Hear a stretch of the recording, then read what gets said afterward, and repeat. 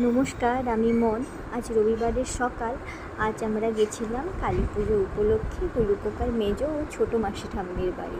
চারিদিকে সবুজ মাঠ পেরিয়ে আমরা প্রথমে পৌঁছে গেছিলাম গুলুপোকার মেজ মাসি ঠাম্মির বাড়িতে। ওখানে গিয়ে ও নিজের মতো একটু খেলা করছিল। তারপর বাবার সাথে গেছিলো একটু গরু দেখার জন্য।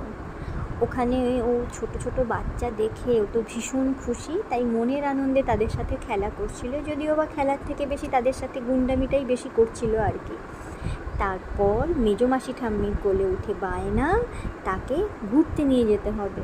মেজমাসি ঠাম্মি কী করে সেই বায়নাটা ফিরিয়ে দেয়, তাই সে কোলে করে নিয়ে যাচ্ছে ঘুরতে। ওখান থেকে তারপর আমরা চলে গেছিলাম গুলুপোকার ছোটো মাসি ঠাম্মির বাড়িতে।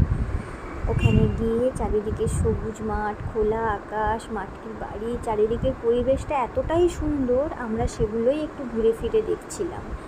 তারপর গুলুপোকাও এই সুযোগে ওর পিসিমণির কোলে উঠে ঘুরতে ব্যস্ত ছিল। ও তো ঘুরতে ভীষণ ভালোবাসে, তাই ও এগুলো খুব আনন্দ পাচ্ছিল এগুলোতে।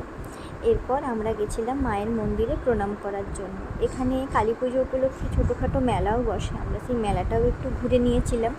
কীভাবে যে সকাল থেকে বিকেল কেটে গেল বুঝতেই পারলাম না। এবার বাড়ি ফিরতে হবে। আজ তবে এইটুকু থাক, বাকি কথা পরে হবে।